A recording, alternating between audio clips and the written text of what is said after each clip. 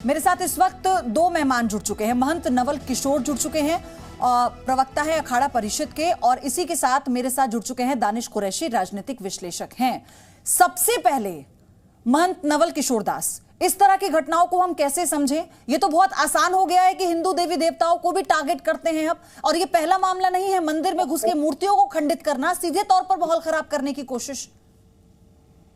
ये कोई सामान्य घटना नहीं है, ये सब पूर्व नियोजित है। और ये नशा कोई शराब का भांग का नहीं है, ये नशा इस्लाम का है, ये नशा जिहाद का है, ये नशा मदरसों का है, और ये सब पूर्व नियोजित है। नशे का नाम ले लो, टीका लगा लो, कलावा बांध लो, नाम बदल दो, ये सब पूर्व नियोजित हो रहा है। और फिर मैं कह रहा हूं, ये सब इनके मदरसों में पढ़ाया जाता है, बताया जाता है, इसलिए इनको बेचैनी हो जाती है कि मदरसों को क्यों गणना हो रही है, क्यों उनका सर्वेक्षण हो रहा है। और मैं कहता हूं, ये केवल कोई न कोई बहाना बना लेते हैं, केवल गुमराह करने के लिए इनको सिखाया जाता है, ये काफिरों को मारो, इनके मंदिर तोड़ दो, इनकी आस्था को समाप्त कर दो। अब ये हिंदू समाज को तय करना है कि कैसे ऐसे मूर्तियां तोड़ते रहेंगे लोग, क्योंकि आपको ध्यान होगा एक सामान्य से बयान पर कई लोगों की गर्दन काट दी गई, आस्था का नाम लेकर के। आस्था के नाम पर इस पक्ष का, इस्लामिक पक्ष का संविधान से कोई वास्ता नहीं है, यहाँ के कानून से कोई वास्ता नहीं है, क्योंकि इनको सिखाया पढ़ाया वही जाता है। एक व्यक्ति जाता है। मेरे साथ महंत राजू दास भी जुड़ गए हैं, हनुमानगढ़ी के पुजारी हैं। मेरे साथ मौलाना अली कादरी जुड़ गए हैं, इस्लामिक स्कॉलर हैं। दानिश कुरैशी जुड़े हुए हैं। दानिश कुरैशी, इस तरह के मामलों पर क्या एकजुटता नहीं होनी चाहिए? देखिए, मैं तो नवल किशोर दास जी जो है, उन्होंने बात की न तथ्य पे बात की, न सच्चाई पे, और सीधा वो आ गए पूरे आलम इस्लाम को कोसने के लिए, मदरसों पर बात करने के लिए। अब आप सवाल ये है कि वो व्यक्ति कौन है, किस तरीके का है, वो जाने बिना ही वो इस तरीके की बात करते हैं जैसे पूरे जो इंस्टीट्यूट्स हैं देश के वो यही सिखाते हैं। नवल किशोर साहब, आप बोल रहे थे तो अब मैं सुन रहा था, अब आप सुन लीजिए। सवाल ये है कि देखिए, सबसे पहले हमारी आस्था के साथ खिलवाड़ हो रहा है।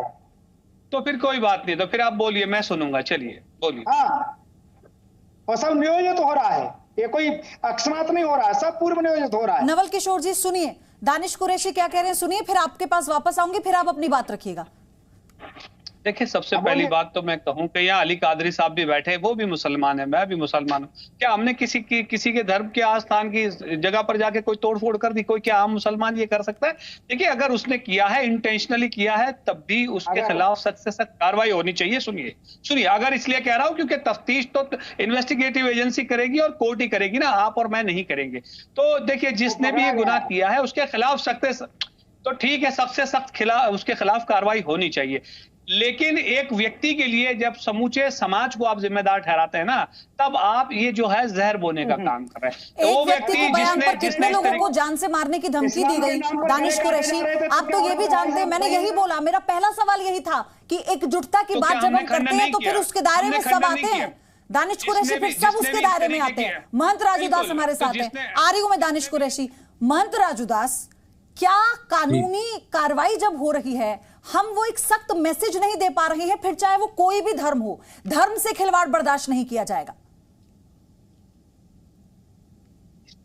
नहीं, देखिए, उत्तर प्रदेश का माहौल योगी जी के नेतृत्व में इतना शांत है, लेकिन कुछ षड्यंत्रकारी जिनको समाज में अमन शांति पसंद नहीं है, ऐसे लोग कुछ न कुछ खुरापात करते रहते हैं।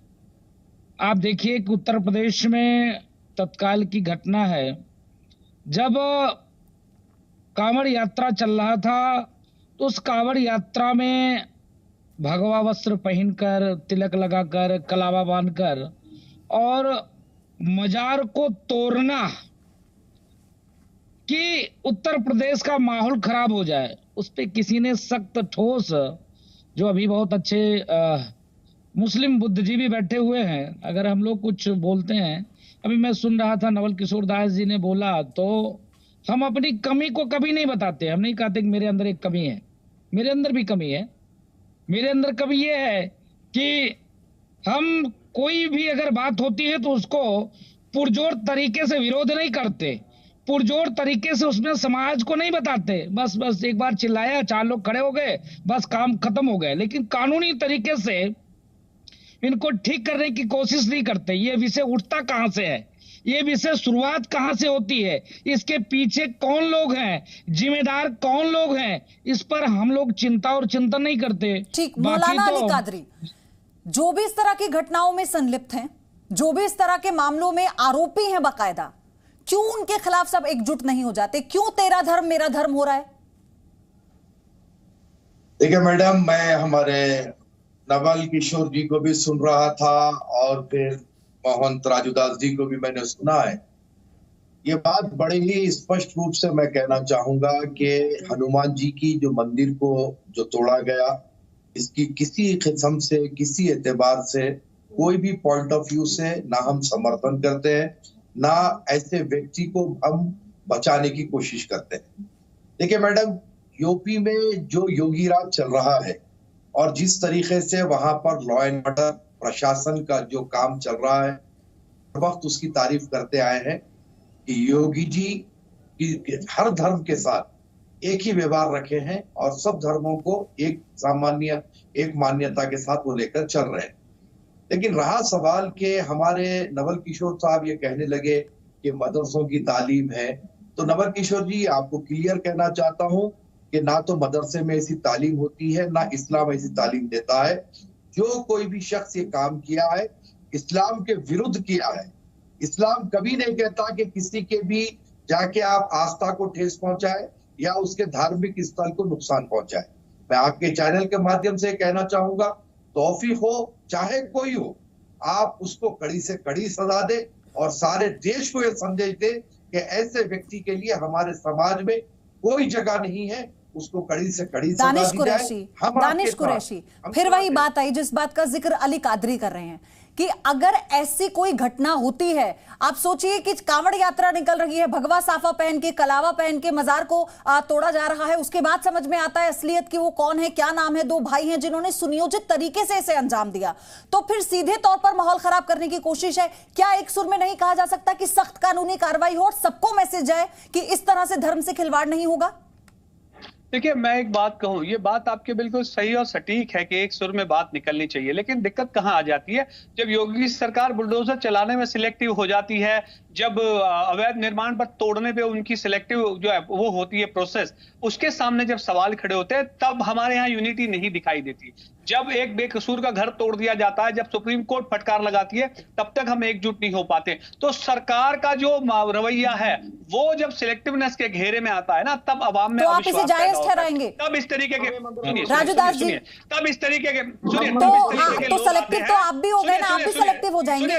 कानूनी दायरा है ना, आपने सुप्रीम कोर्ट का जिक्र किया ना दानिश कुरैशी। राजू, समय की कमी है, मुझे सबके कमेंट्स लेने हैं। राजूदास जी, कि अभी तत्काल में जब मैंने इस विषय को रखा तो मैंने ये नहीं कहा कि सिर्फ एक कौम, एक मजहब, एक संप्रदाय, मैंने सर्व समाज की बात किया। हमने यह बात की कि देखिए किस प्रकार से उत्तर प्रदेश में अमन शांति है, योगी जी बुलडोजर किसी एक व्यक्ति विशेष पे नहीं चलाते, हम पत्थर लेके निकलते हैं, मेरे ऊपर भी चलाते हैं।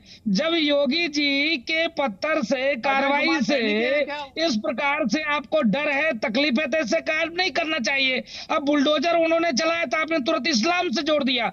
तो मैं पूछना चाहता हूं, क्या इस्लाम का इतना आतंक है, आतंकी वारदात, आतंकी घटनाएं, तमाम जगह ऐसे मामले होते तो पूरे इस्लाम को तो नहीं हम जोड़ सकते ना, आप तुरंत उसको इस्लाम से जोड़ देते हो, तो ये गलत बात है। जिस प्रकार से एक माहौल खराब करने की आप लोग भी साजिश रखते हैं, टीवी चैनल डिबेट पे खाली रोते हो, चिल्लाते हो, गाते हो कि नहीं योगी जी ने तो बुलडोजर चला दिया, योगी जी ने ऐसा कर दिया, सिर्फ इस्लाम पे किया। लेकिन सवाल तो यही बना रह गया। मेरे पास समय की कमी है। अली कादरी साहब, मैं माफी चाहूंगी, दानिश कुरैशी आपसे भी बहुत बहुत शुक्रिया आप सभी का हमारे साथ जुड़ने के लिए। लेकिन सवाल यही उठता है कि ये असामाजिक तत्व नहीं तो क्या है, ये गलत मंशा नहीं है तो क्या है, क्योंकि किसी भी धर्म में किसी भी तरह से लोगों की भावनाओं को ठेस पहुंचाने को जायज कैसे ठहराया जा सकता है। और जब इस पर सवाल उठते हैं तो फिर तेरा धर्म और मेरा धर्म क्यों होता है, क्यों एकजुटता नहीं दिखती।